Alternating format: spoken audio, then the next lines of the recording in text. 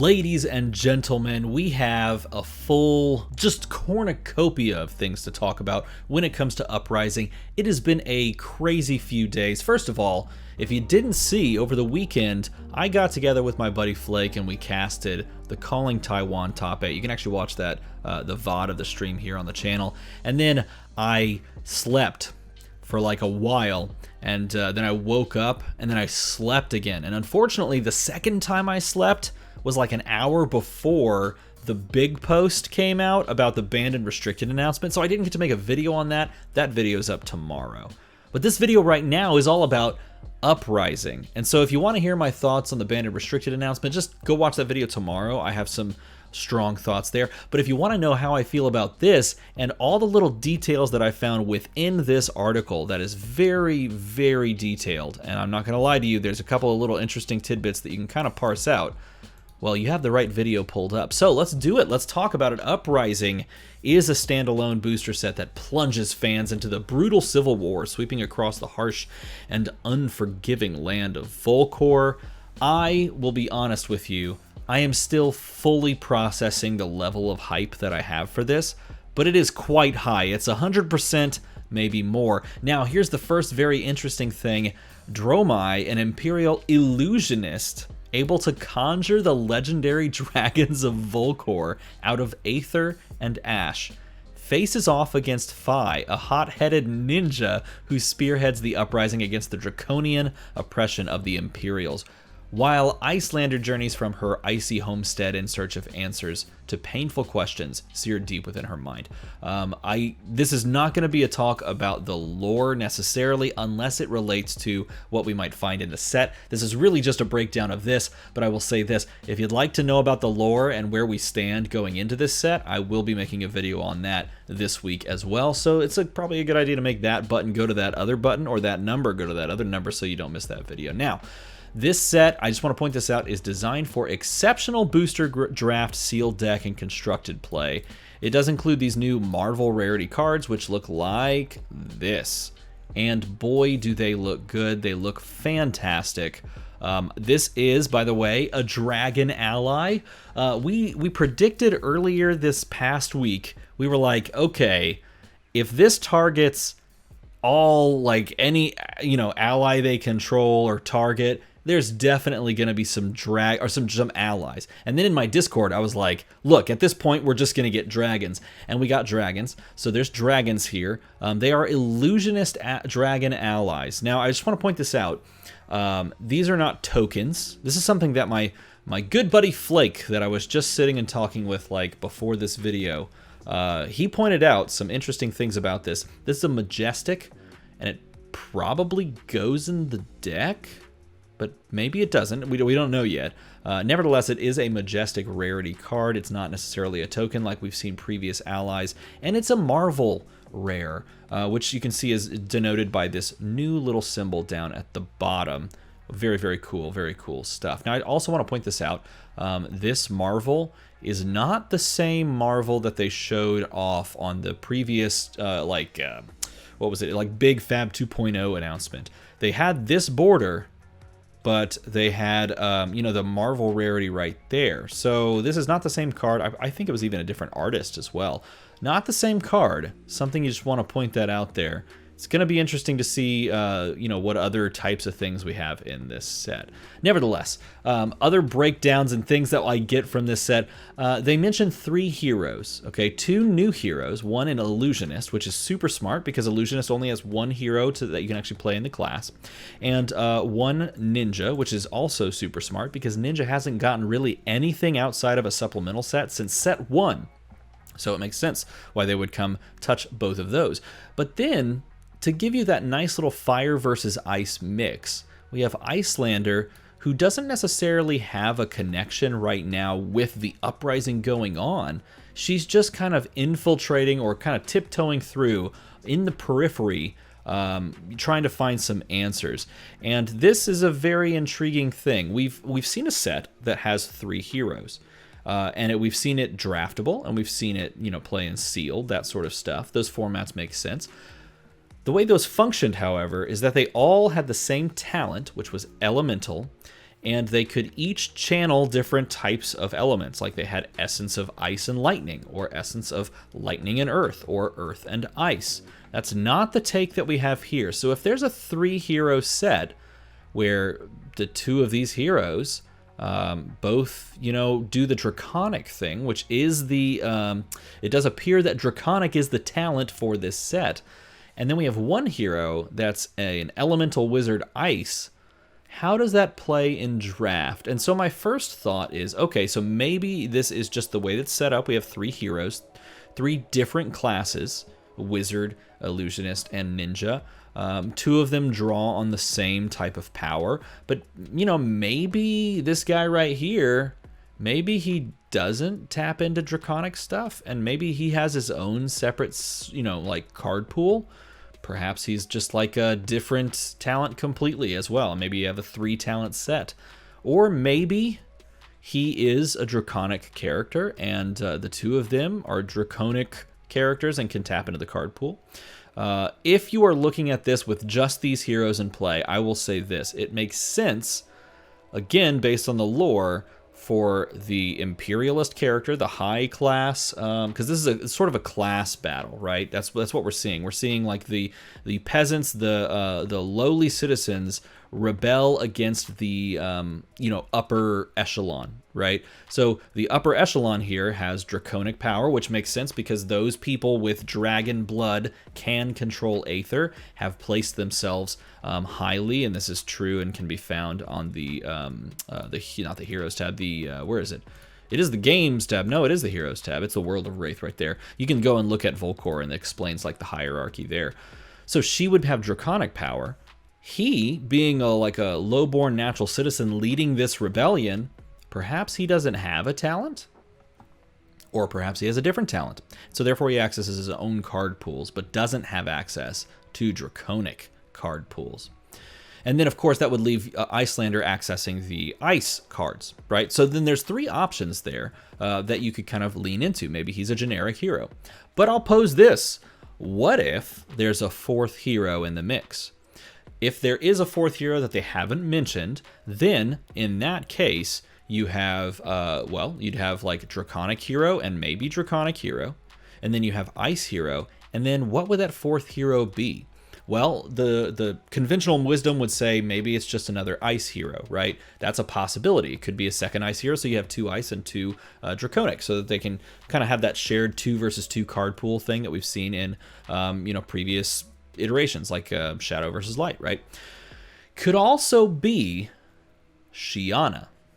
Okay, could also be Shiana, and Shiana, who is a shapeshifter, might, in this version of Shiana, have an adult form that can access different talents. And that right there would be the most mind-boggling thing in the world. If she has access to Draconic and like elemental ice card pools, my mind will be blown. My mind will be blown. Okay, so that's like the speculation central for me. Now I'm going to break down more of the set and just in general how the set is going to be processed. I don't know what the right word is. Manufactured, put out there.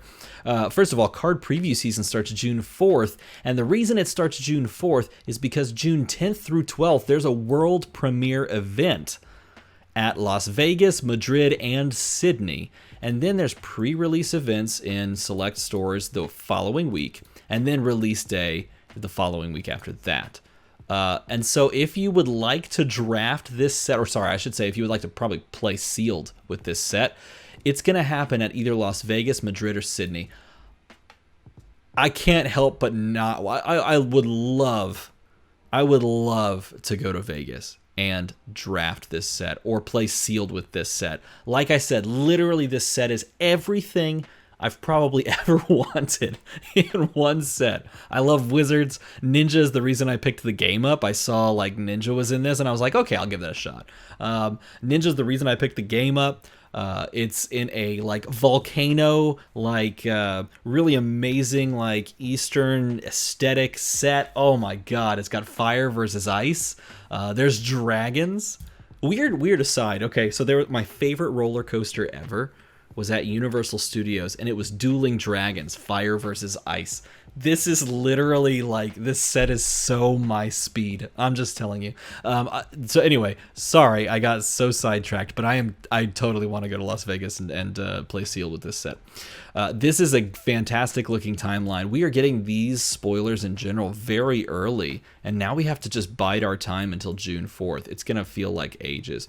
But Uprising product configuration, this is quite interesting. 226 card set is the same as Welcome to Wraith. 1 Fabled, 6 Legendaries. Now, the 6 Legendary is very interesting because if we looked at how, I think, let's see, there were 5 Legendaries in Welcome to Wraith, because there was 1 for each class, and then there was a generic, so there's 5 Legendaries, right? 5 in Arcane Rising, 1 for each class, and then Legendary for generics, right? Why 6? What's the 6th one? Assuming that there's 1 for each class, and if there's 3 classes, and then 1 for each talent. Could be that.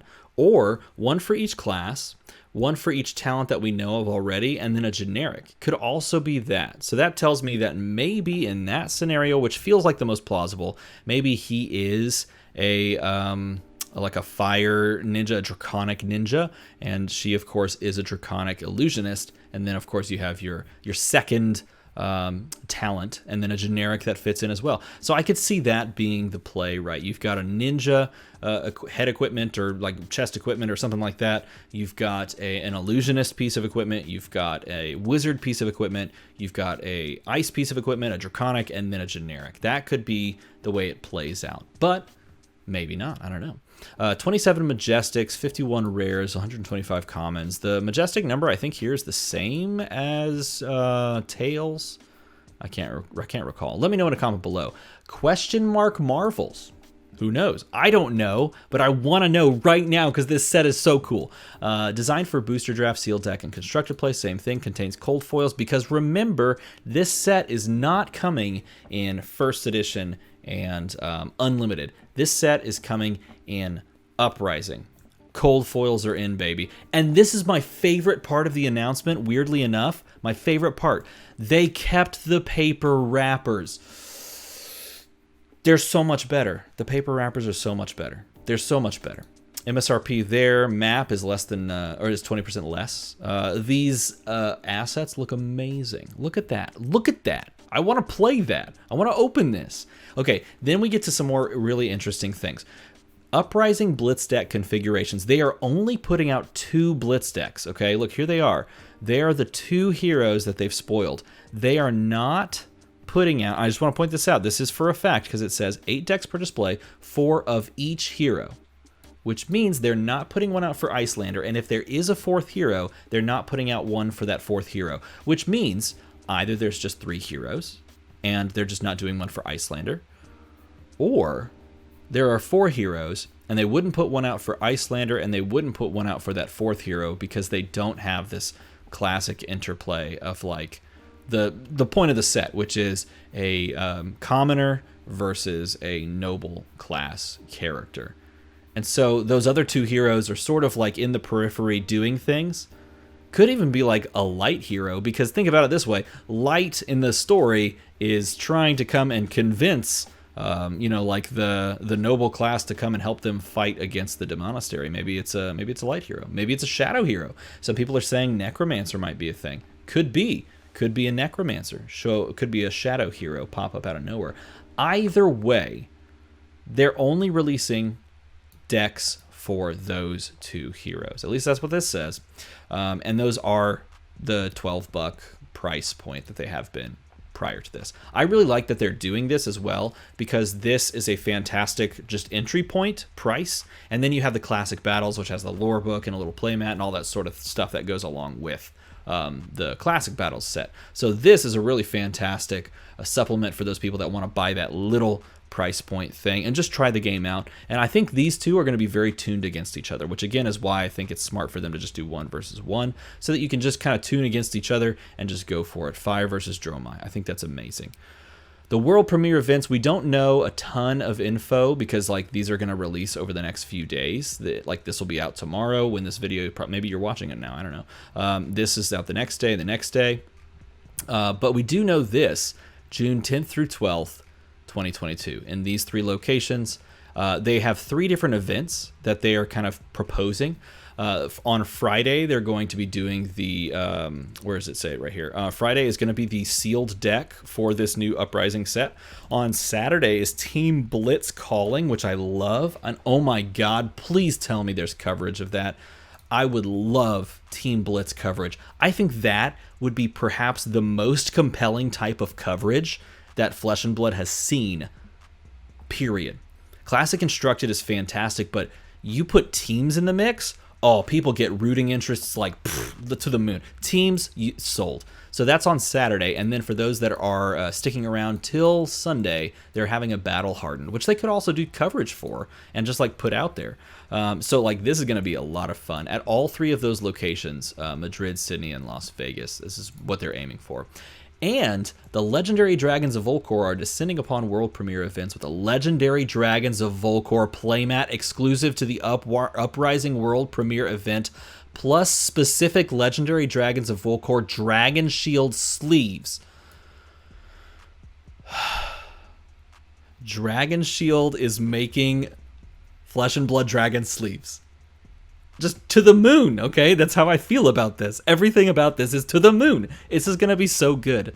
This is going to be so good. I just want to click this button. I'm going to say this. This sleeve is going to be the Las Vegas. This will be the Sydney, and this is the sleeve that I want, Madrid, because that looks incredible. Whatever dragon this is, I want that. And also, there's also the article that we could click on that's like storyline and lore, and then there's this product sheet, which has a lot of the same info that we've kind of covered. By the way, just, again, fantastic looking artwork. Looks amazing. A lot of the same things we've talked about. A cold foil 1 per display is not something we've talked about, but that is what they have mentioned prior to this, is that they are still including 1 cold foil per box somewhere in there. This is, I think, guaranteed now, which is very interesting. But they do have the double asterisk here. And specific card rarity or type is guaranteed to exist within an individual booster. No specific. Is that what that says? I have to zoom in. Gosh, I'm so lazy. No specific card rarity. Okay, so but I still think that this is kind of assuming within like 1 per 24 packs so that you can still hit the cold foil. Nevertheless, this is kind of the info. You can look over this and compare it to how things have panned out before. It's just so cool, man. It's tough because like this is all coming out right now and I want to hold it right now, but I can't. And neither can you, but we can still be together and talk about all the hype things. So let me know what you think about all of these in a comment below. How you feel about Uprising as a set. Do you think there will be a 4th hero? Do you think it's just going to be 3? And do you think if there are just 3, how would that play out in a draft scenario and sealed? Let me know in a comment below. If you enjoyed the video and you want to see stuff for tomorrow and the next day, press a button to make a button number go to a number, right? Do it. As always, thanks for watching.